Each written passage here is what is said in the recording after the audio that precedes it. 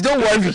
We're good to go. Good morning, Lagos. Welcome to Family Dailies, reaching you on Melody 107.7 FM. I am Roland Imoyera. You didn't mention your name. I did. My name is Oyeyemi Olorunfemi. You can call me Abike Seresere. And of course, you know that from the Dailies, we bring you news that has made their ways into Nigeria's authentic newspapers. We give it to you hot and fresh. And that's why we're here again this beautiful Thursday morning. Alright, this morning I'll be taking you through stories from the Punch as well as the Nigerian Tribune newspaper. And I will be taking you through the Vanguard newspaper and the Nation newspaper as well.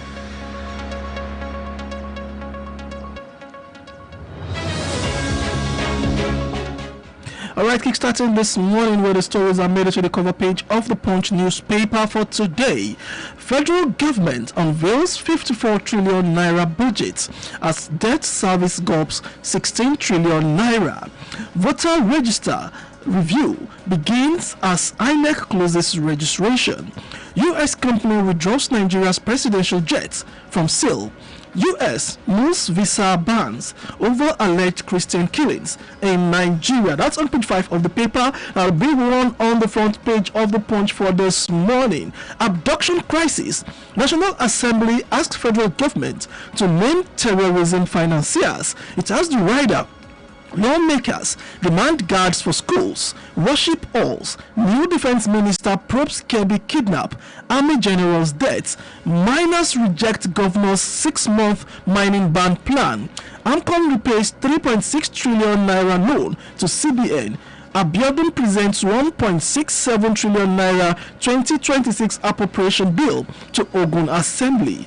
Senate questions ministers on $30 million Sunday school safety project.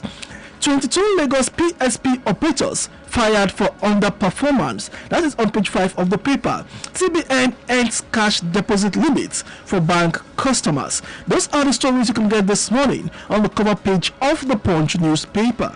I guess the CBN story makes a lot of people happy right yes, now. Yes. That's like a long-awaited. The way it started, it ended abruptly. All right, let me take you through the Vanguard newspaper. On the front page this morning, there's this big bold one that says, no more negotiation. Ransom payments to terrorists. That's credited to the Defense Minister General Musa Rider. Ref seeks transparent prosecution of terrorism-related cases. Senate backs death penalty for kidnappers, financiers, informants, and others. Open trial of terrorists won't change anything. That's coming from a lawyer. 4 trillion naira debt. Angry contractors besiege finance ministry, demand 780 billion naira payments. Government attack Abia government's team in Imo. That's on page 11. CBN removes limits on cash deposits, raises weekly withdrawal limits. That's on page 19. Niger abductees will be rescued. Niger abductees will be rescued soon. That's credited to Governor Bago on page 13. U.S. issues visa ban on Nigerians involved in anti-Christian violence on page 8. FEC OK's 2026 to 2028 MTEF projects 34.33 trillion naira revenue. All of these and more you can find on the front page of the Vanguard newspaper for this morning. And flipping over to the cover page of the Nigerian Tribune for this morning, Musa assures of winning war on insecurity as Senate confirms in Defense Minister. CBN raises weekly cash withdrawal limit to 500,000 naira, scraps cash deposit cap. FEC approves 2026 to 2028 medium-term expenditure framework projects and 34.33 trillion naira and revenue. U.S. to restrict visas for Nigerians violating religious freedom. With the rider, reps ask federal government to name sponsors of terrorism and banditry. Ogun, one of largest contributors to non-oil revenue, that is coming from Governor Abiodun, presents 1.669 trillion naira proposed budget for 2026 to Assembly. Osun with LG funds, Supreme Court delivers judgment tomorrow. 4 persons killed in fresh attack in Kogi. 38 Enroku abducted worshippers return home. We have transformed agriculture through institutional reforms. That is coming from Governor Makinde. Senate summons finance, education, defense ministers over $30 million field school initiative. INEC OK's 100 billion naira for rehabilitation of security training institutions. Those are the stories you can get this morning from the front page of the Nigerian Tribune for today. Do not forget that you can always be with us on all our social media platforms and on Facebook, Melody 107.7 FM. Drop your comments and let's know what you feel for this on these stories this morning. And you can join or have a conversation with us right here in the studios with the number 0704 800 1077 or 0906201177. All right, moving to the State of the Nation from the Nation newspaper. FEC approved MTEF projects 50.74 trillion naira revenue for 2026. Rider, NEC OK's 100 billion naira security training rehabilitation. Senators' reps rise against terrorism, banditry, killings. Rider, kidnapping, terrorism to attack, death penalty. With concerted efforts will defeat insurgencies, says Musa. Senate panel recommends clearance for ambassadorial nominees. Okay, I read Dalhatu. That's on page 7. U.S. imposes visa restriction on violators of religious freedom. AMCON pays 3.6 trillion naira for toxic assets. CBN raises deposit limits with withdrawal threshold. And of course, Nekondas versus First Trustees, FBN quest. Court suspends powers of purported receiver Abubakar Zulu Gambari. All of this you can find on the front page of the Nation newspaper for today. It's from the Dailies reaching you on Melody 107.7 FM. We'll go on this quick break now. When we return, our guest analyst will be standing by to help us analyze the stories. And that we've read some of the major stories as they unfold on the pages of the papers this morning. Do stay with us. We'll be right back after this. Yeah.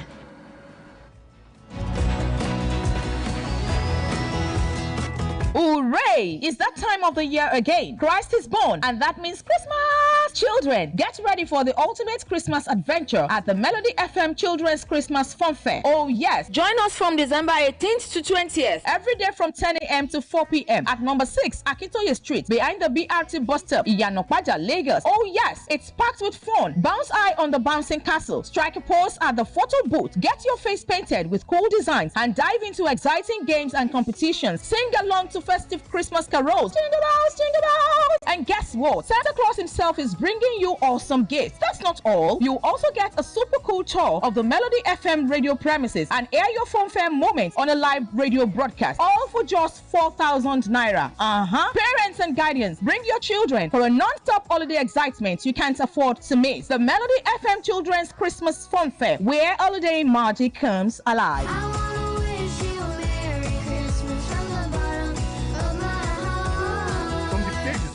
Top newspapers to your radio. It's from the Dailies, your early morning companion, every Monday through Saturday from 8 a.m. to 8:30 a.m. on Melody 107.7 FM. Headlines that shape the nation, stories from the north, south, east, and west, brought to you fresh and fast. With expert analysis, sharp opinions, and sound presenters breaking it all down clearly, smartly, and straight to the point. Politics, business, security, health, society, nothing escapes the spotlight. This is your head start into Nigeria's biggest stories of the day. From the Dailies, news that talks to you, only on Melody 107.7 FM. Lagos.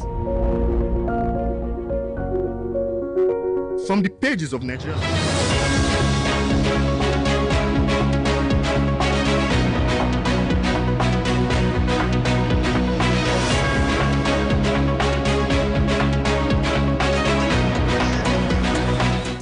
All right, you're welcome back from that short break, and do not forget that you can always bring your children in for the children's Melody Children's Fun Fair. It's going to be fun, trust me. Like we said before, we went on that short break that we'll bring in our guest analysts, and here we have Mr. Demola Ekundayo. He is a journalist. Good morning, Mr. Ekundayo. Good morning, please, Melody FM. Yes, you're welcome to Melody FM. Thank you. All right. All right, Demola, thank you for joining us this morning. Let's quickly start with the story from the Punch this morning. U.S. mills visa bans over alleged Christian killings in Nigeria. The United States Department of State on Wednesday announced measures aimed at addressing what it described as mass killings and attacks targeting Christians in Nigeria. The move signals that the U.S. is considering visa restrictions against individuals and groups implicated in violence. Let me quickly go straight now to my question, Demola. Now, what drives the U.S. to impose visa restrictions on Nigerians allegedly involved in violence against Christians? I know we all know the main motive behind it, but just for some people that might not really know what's driving the underlying, I just want you to shed a bit more light on it. And how do you think this might impact Nigeria's U.S. relations? Okay, thank you very much, Melody FM, once again. I think the development itself and what you have just said now is a good thing. Whatever you can do to bring about a stop to the carnage that you have in the nation right now, I'm for it. You said I should trace the origin of the. As briefly as you can. It's very, very brief. So now you can see that there's been killing in Nigeria. I mean, since 1999 anyway, it's not a new thing, but in recent times it's been somehow that everybody is saying, look, is against a particular faith, Christianity. That is why you have all of that. The US federal said, look, it has categorized it as a country of particular concern. And what that simply means is that, look, I can come at any time and come and do whatever I think I can do to bring about a way forward. So that's the reason you have that. I said, whatever I want to do, I'm for it. But I keep saying it everywhere that I go to, that look, I will need the rule of engagement of the US to be properly detailed and known, so that we don't have a repeat of what you have in Libya, we don't have a repeat of what you have in Iraq. And at the end of the day, we even have stories that US is even come and say, look, we are sorry for doing what we did in Iraq, because I mean, that was a misformation that made us to go to Iraq. But as we speak now, Iraq has never been the same since that invasion from the US. So I don't want that to happen in Nigeria. So if you want to come and do anything, please come out and do, but please be careful. You don't go and kill people that you should not kill. Don't destroy what you should not destroy. They are talking about what will be the implication. Now, there's no implication really, apart from the fact that those that they've said they are going to use visa ban on you. It's not as if they are imposing any economic sanction or any air sanction on any on the nation as a whole, but rather on people that they say they are linked to this thing. So it's now the onus is now on them to be able to finger those guys and be able to say, look, you can't come in, you can't come in. And that's it. But how effective are visa sanctions likely to be in addressing the root causes of violence in Nigeria? And what alternative strategies do you think could be employed in this context? Okay, so like I said, you are not imposing a ban on the nation, but rather on an individual. It's not even everybody. You and I, we don't have any crime, we don't have anything in our cupboard. You allow us to come in.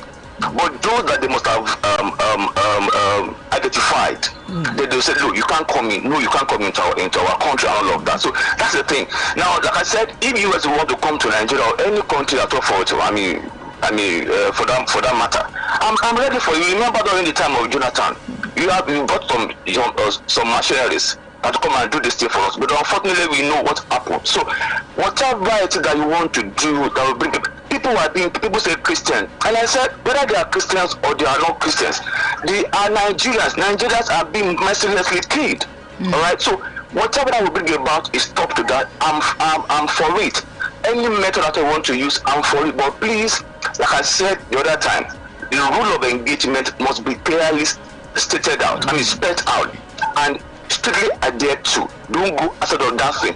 Just go there. You know this guy. There was a time in US national was kidnapped in the Nigeria Republic, and it was brought to Nigeria. US came without telling anybody, came to the forest and get this guy. I mean, rescued. So they have all the wherewithal to do that. So please come and do it, but don't go beyond what you are claiming you want to come and do. All right, from the Nation newspaper, Senate summons finance education ministers over collapse of $30 million Safe School Initiative program. The Senate has summoned the Minister of Finance and Coordinating Minister of the Economy, Wale Edun, to appear before its ad hoc committee investigating the collapse of the $30 million Safe School Initiative. Also expected to appear before the committee are the Minister of Education, Dr. Sunji Alausa, Minister of Defense, Lieutenant General Christopher Musa, retired, Commandant General of the Nigeria Security and Civil Defense Corps, NSCDC, Dr. Ahmed Abubakar Howdy, and representative of school proprietors and all of that. Okay, so let me quickly ask, how effective has the Safe School Initiative been in protecting schools and students from attacks, and what are the reasons for its perceived collapse? Well, thank you very much again. I think the Safe School Initiative, I think to a large extent, until recently, has been effective. Unlike what you have in Chibok, you have in Dachi, and other places in that, it stopped. We didn't get to hear anything about kidnapping of students again in their school until just recently. So I think to a large extent, it's been effective. And I remember very well that there is this order for in Lagos State. I mean, for example, now I know that for a fact that DPOs, they were given order that every community or every locality where you have a school, you must pay special attention to those places. I know that for a fact. I know of a polytechnic, that the DPUs just told these guys that, look, we must put attention on so that you have students that nobody will go and do any further. So I know it has been to a very stable extent until what you have in Kebbi, Mina, and I think in Niger and in some other places all over. So it's been effective. Now you want to bring people to come and explain why that thing failed. It's a good thing, but I just hope that Senate will go all the way this time around again. We will not have a repeat of what you have off your mic. I'm sure you remember. That people will just, commission a probe into something. We just there after a while will not end again. How do you say $30 million you cannot account for it? So I think it's a good thing. We should go all the way. But however, now you are bringing the defense minister. Yes, you say government is a continuum. If you are bringing defense minister, you are simply saying that you are bringing in the guy who just came in how many seconds ago. That's it. So I don't want us to. Yes, we must get to the root of this thing. Like I said, government is a continuum. But I don't want us to distract that man. I see General Musa as somebody who is ready to work. His record speaks for him. So I don't want any distraction with that guy. That guy is not a politician. He's a soldier. He's a military man to the core. He's a soldier. He's a soldier of IS. So he's a soldier. So it's a good thing. Go ahead and investigate why you have to lose so much money. The other day we were talking about the CCTV camera thing that was done in Abuja. So this is what we have in Nigeria. But if you want to get to it, please get to it. Don't just give me 2 seconds of television thing, and at the end of the day, we will not hear anything about it again. It's a good thing. But don't distract my man. Musa, don't distract him, please. Right. Okay. So what impact has the collapse of the program had on education in Nigeria? And how can the government ensure that students can learn in a very safe and cozy environment? Like I said, you and I, everybody, we can see it. Now, imagine in Kebbi, the one that that's the one that signposted the same thing that we have now, the one in Kebbi. Now, soldiers, we were told that why you were on the ground in that school. And so many before that attack took place, there was another from above. That is what we heard. That was what we see reported everywhere. That they were told to leave. And they moved. In how many seconds these guys came around and did what they did. So the collapse thing has been implemented the way it should be implemented. I don't think we should be having what we are having now. So it tells you that yes, it has collapsed, especially in the northern part of the country. All right, part of the thing was for perimeter first to be around schools. Most of the schools that you see there, I started in the north, I started in Kaduna, and you can see that a school, anybody can just walk into a school, can walk out, you see bad boys smoking, because there was nothing. It's just open. So that was what the initiative was meant to do. That was not done, but after that thing, that was because you see policemen, you see guys around, always moving around those schools. So to an extent, you'll be able to instill fear in these criminals. But now everything has gone haywire, and that's what you have in Kebbi, you have in St. Mary's Catholic Church, Catholic School in Niger State, and all the places. So it has collapsed because the initiative was not implemented the way it was meant to be implemented. Okay. All right. Thank you very much. Let me quickly touch on this one from on the Vanguard newspaper. Reps declare border security emergency. Recommends drones, AI, and Joint Intelligence Center. Now, the House of Representatives on Wednesday adopted a sweeping set of national security reform resolutions following a 3-day special security debate held from November 25 to 27, 2025. The session brought together principal officers, zonal and regional caucus leaders, security-related committee chairmen, and all members of the House, enriched by constituency and testimonies, expert analysis, and recent field assessments from troubled region. And Demola, have the current security measures been effective in addressing border security threats, and what are the areas for improvements? Okay, now, now if the border security thing has been effective, why do we keep having people coming into Nigeria? People are not even Nigerians, they keep doing what they are doing in Nigeria. How come every now and then we are not able? I remember very well the new defense minister, he was speaking the other time, said, look, we need to have, construct, what do you call this thing? He said it. I remember the man who is now the CDS, that's the General Olukoyede, the man from Ekiti. He said we need to recruit more personnel. The man said it. So it's simply to tell you that our border has remained as close as they've always been. If they are not as close, okay, the other, was it last week? There are some guys from Niger, Nigerian soldiers, sold into Nigeria in Nigerian territory. And I was told that is not the first time. They just come in there to come and fetch water, and go back. How do you do that? The border is full, and now it is because we will not do what we should do. Yes, we need more hands in our security agencies, especially paramilitary like custom, immigration. We need more hands there. But then, what about technology? Which is what the Senate is, the left is talking about now. Technology, do all of this. Drones and AI systems. But are we going to go all the way? Are we going to go all the way? That is the question. We have a lot of policy, good initiatives in this nation, but the problem is at the implementation stage. Are we going to go all the way?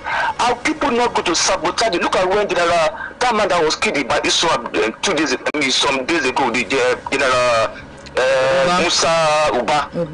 The man, a general, was using his phone, was typing on WhatsApp. Are we saying that there's no military equipment for that man to use, so that thing, because it's very obvious that thing got leaked to the guy who killed him eventually. How did they get access to all of those things?